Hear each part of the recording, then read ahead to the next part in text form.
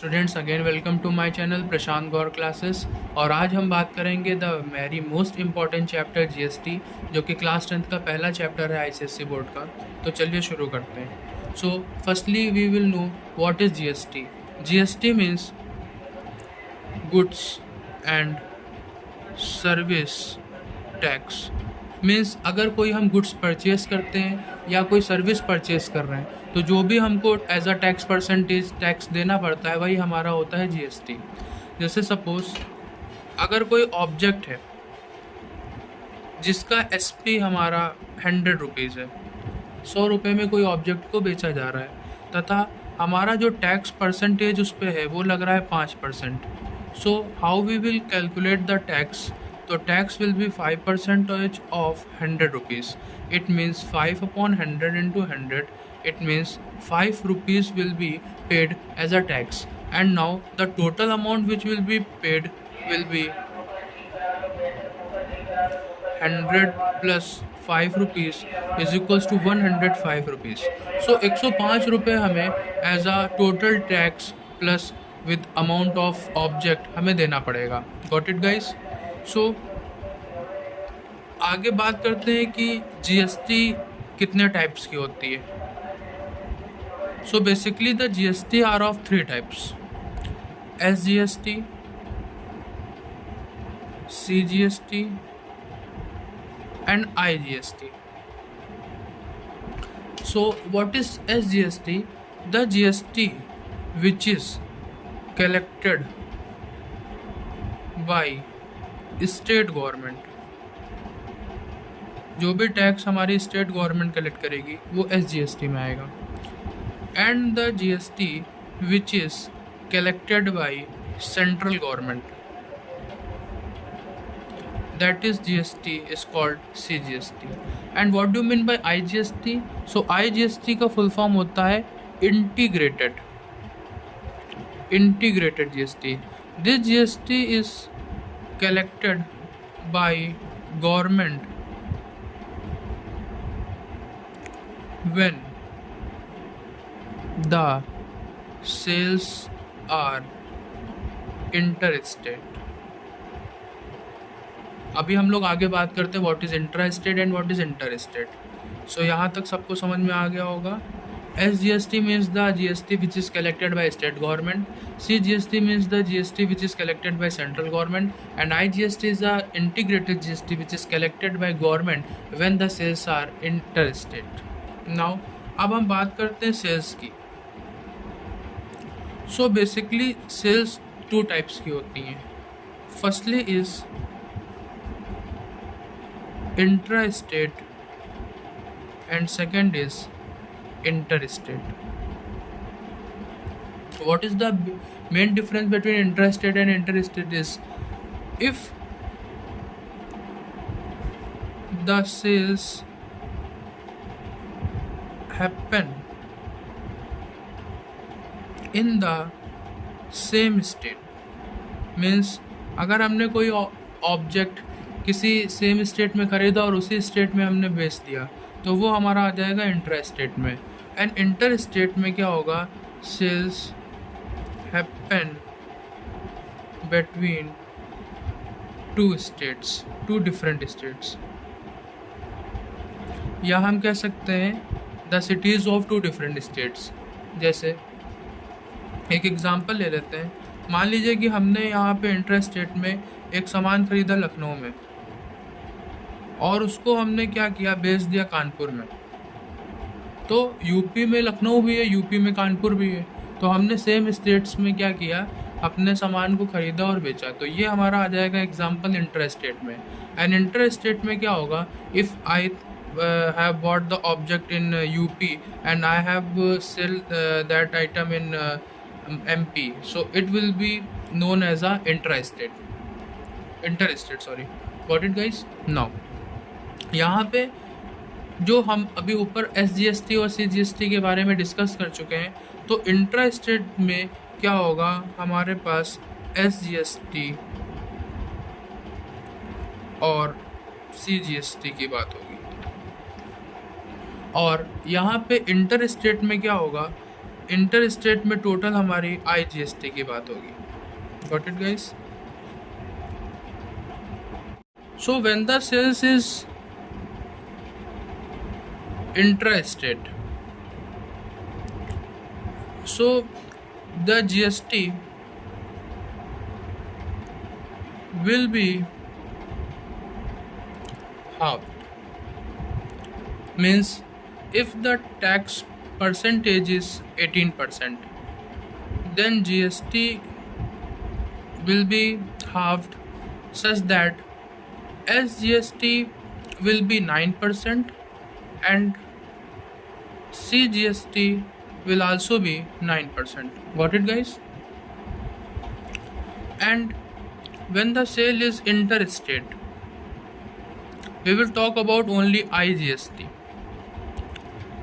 Means if the tax percentage is 18%, then the total tax percentage will be calculated here. Means the total IGST will be calculated on the 18%. Okay? Now अब हम लोग बात करते हैं आगे what is input GST and what is output GST. So input GST and output GST को समझने के पहले थोड़ा हम बात करते हैं कि how the sales are happening and how the items will be manufactured and send to the customer. So firstly जो भी आइटम होता है वो डायरेक्टली हमारे पास नहीं आता है कस्टमर के पास. सो सबसे पहले आइटम कहाँ पे बनेगा? वो बनेगा मैन्युफैक्चरर के पास. जो भी उसकी मैन्युफैक्चरिंग हो रही होगी, जहाँ भी उसकी मैन्युफैक्चरिंग हो रही होगी, जो भी उसकी कर रहा होगा, देन मैन्युफैक्चरर से आइटम कौन परचेस करेंगे? वो परचेस करेंगे होलसेलर. एंड होलसेलर से जो भी आइटम परचेस करेंगे वो परचेस करेंगे retailers. And finally the item will be sent to customers. Means सबसे बड़े उद्योगपति मीन्स मैन्युफैक्चरर, वहाँ से फिर जो बड़े बड़े व्यापारीज होंगे उनके पास जाएगा सामान, फिर रिटेलर जो आपके नेबरहुड में जो भी दुकानें हैं उनके पास जाएगा, और फाइनली जो भी आइटम होगा वो कस्टमर के पास आ जाएगा. Got it? So input GST और आउटपुट GST को समझाने के लिए यहाँ पर हम एक एग्जांपल देते हैं. मान लीजिए मैन्युफैक्चरर ने कोई एक ऑब्जेक्ट को बनाया जिसकी कॉस्ट रखी लगभग 1000 रुपीज़. ओके, एंड होलसेलर को इसे 1000 में देना है. सो वो क्या करेगा? इस पर कोई ना कोई टैक्स ज़रूर लगाएगा, और उसने टैक्स परसेंटेज मान लीजिए रख दिया यहाँ पे 10%. Okay, so the amount which will be paid by wholesaler, what the amount will be paid by the wholesaler? सो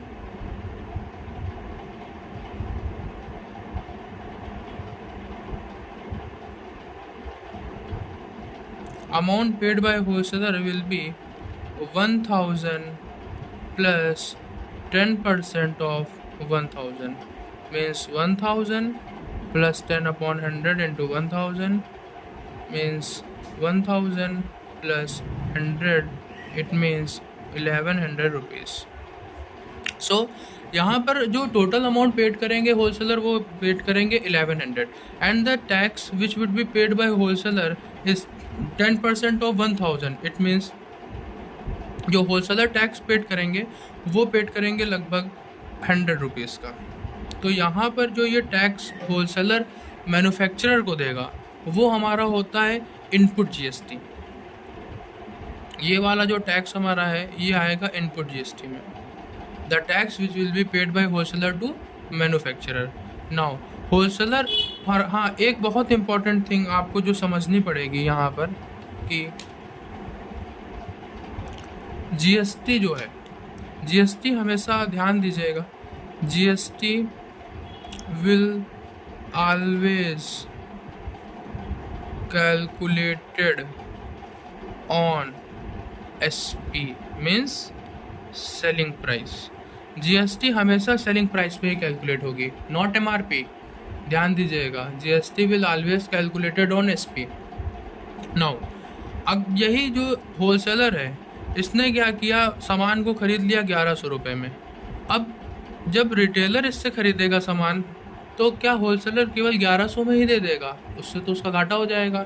तो वो क्या करेगा 1100 में कुछ अमाउंट बढ़ा दीजिएगा। सपोज़ करते हैं हम कि उसने क्या किया 1100 में 40 रुपीज़ और बढ़ा दिए, या उसने क्या किया कि 50 रुपीज़ बढ़ा दिए, जो भी बढ़ा दिए। तो मान लीजिए कि उसने क्या किया 100 रुपये बढ़ा दिए और उसने वो रिटेलर को दे दिया आइटम 1200 रुपये में। अब रिटेलर जब इसको परचेज़ करेगा 1200 में, तो होलसेलर ने 1200 रुपये तो वो कर दिए जो भी अमाउंट उसने बढ़ाया, प्लस वहाँ पे टैक्स जो होगा रिटेलर से लेगा। तो यहाँ पे रिटेलर क्या करेगा, वो 1200 तो देगा ही देगा, साथ में क्या करेगा जीएसटी देगा 10%। किसकी? 1200 की। तो यानी कि यहाँ पर जो टोटल अमाउंट पेड किया जाएगा रिटेलर के द्वारा वो दिया जाएगा लगभग 02320 1320 रुपीज़ जो है वो रिटेलर पे करेगा होलसेलर को। और रिटेलर ने जो टैक्स दिया वो कितना दिया, वो दिया 10% ऑफ 1200, मतलब कि 120 रुपीज़। तो जब रिटेलर पे करेगा होलसेलर को टैक्स, वो टैक्स हमारा कहलाएगा आउटपुट जीएसटी।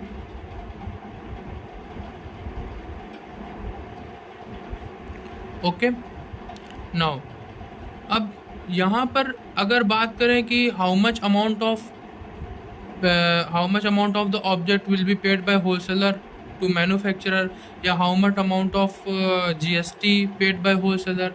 तो अमाउंट पेड का तो मैंने बता दिया। अब अगर जीएसटी की बात करेंगे तो कितनी दी जाएगी, तो यहाँ पे निकालेंगे हम लोग इनपुट जीएसटी। अरे यार, so in this the GST paid by wholesaler will be, ध्यान दीजिएगा हमेशा output GST minus input GST. ये क्यों किया जा रहा है? देखिए यहाँ पर होलसेलर ने 100 रुपीज़ एज अ जीएसटी दे दिया था मैन्युफैक्चरर को, और यहाँ पे रिटेलर ने क्या किया 120 रुपीज़ दिया एज अ जीएसटी होलसेलर को। तो होलसेलर ने 100 रुपीज़ तो जीएसटी ऑलरेडी मैन्युफैक्चरर को दे दी थी, तो बची कितनी 20 रुपये, which is calculated as a formula that output GST minus input GST. Means output GST हमारी कितनी थी 120 रुपीज़ और इनपुट जीएसटी हमारी कितनी थी 100 रुपीज़। तो when you will subtract 100 from 120, the outcome will be 20 rupees. So 20 rupees the GST which is paid by wholesaler to manufacturer. I think आपको सब कुछ समझ में आ गया होगा। धन्यवाद। तो चैनल पे बने रहने के लिए चैनल को सब्सक्राइब करिए, लाइक करिए, और अगले वीडियो में हम इस पे कुछ बेस्ड क्वेश्चंस कराएंगे जो कि आपके लिए बहुत ही ज़्यादा बेनिफिशियल होंगे। Thank you.